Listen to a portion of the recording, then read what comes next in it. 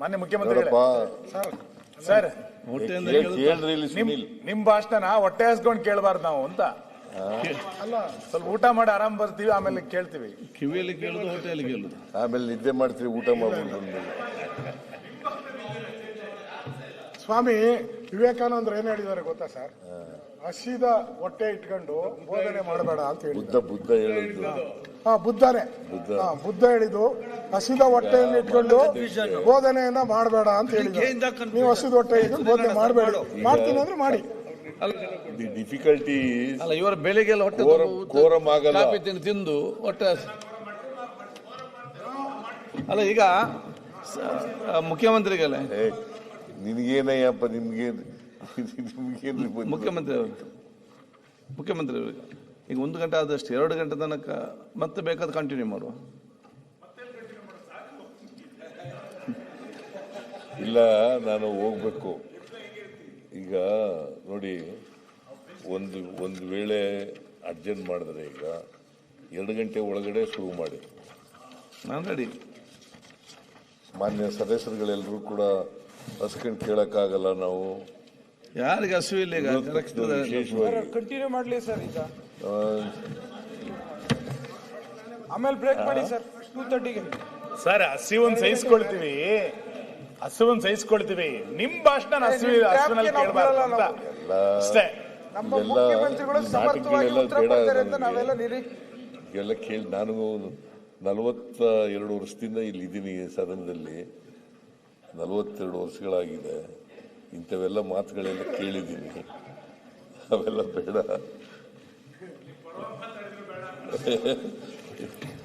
ಪರವಾಗಿ ಏನು ಮಾತಾಡೋದು ಬೇಡ. ನೀವು ನಿಮ್ಮ ಕಾನ್ಸ್ಟಿಟ್ಯೂಯನ್ಸಿ ಪರವಾಗಿ ಮಾತಾಡಬೇಕಷ್ಟೇ. ಈ ರಾಜ್ಯದ ಪರವಾಗಿ ಮಾತಾಡಬೇಕು, ರಾಜ್ಯದ ಜನರ ಪರವಾಗಿ ಮಾತಾಡಬೇಕು, ಸಮಾಜದ ಪರವಾಗಿ ಮಾತಾಡಬೇಕು, ಸಮಾಜಮುಖಿಯಾಗಿ ಮಾತಾಡಬೇಕು.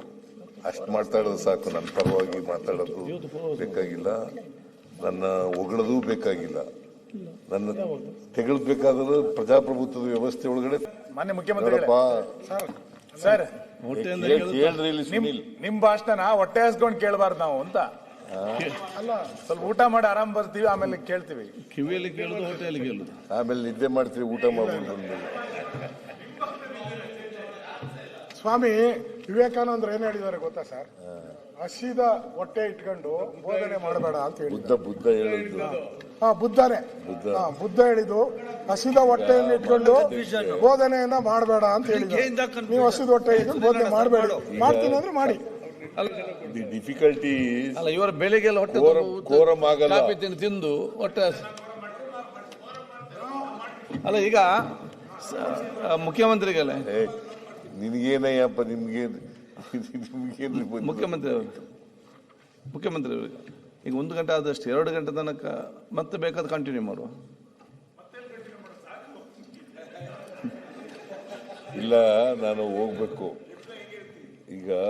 ನೋಡಿ, ಒಂದು ವೇಳೆ ಅರ್ಜೆಂಟ್ ಮಾಡಿದ್ರೆ ಈಗ 2 ಗಂಟೆ ಒಳಗಡೆ ಶುರು ಮಾಡಿ.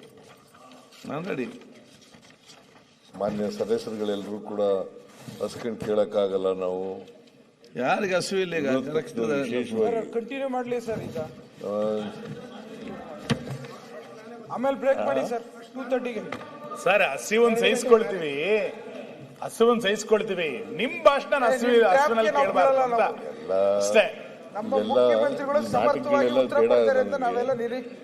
ಎಲ್ಲ ಕೇಳಿ ನಾನು 42 ವರ್ಷದಿಂದ ಇಲ್ಲಿ ಇದ್ದೀನಿ ಸದನದಲ್ಲಿ. 42 ವರ್ಷಗಳಾಗಿದೆ. ಇಂಥವೆಲ್ಲ ಮಾತುಗಳೆಲ್ಲ ಕೇಳಿದ್ದೀನಿ. ಅವೆಲ್ಲ ಬೇಡ.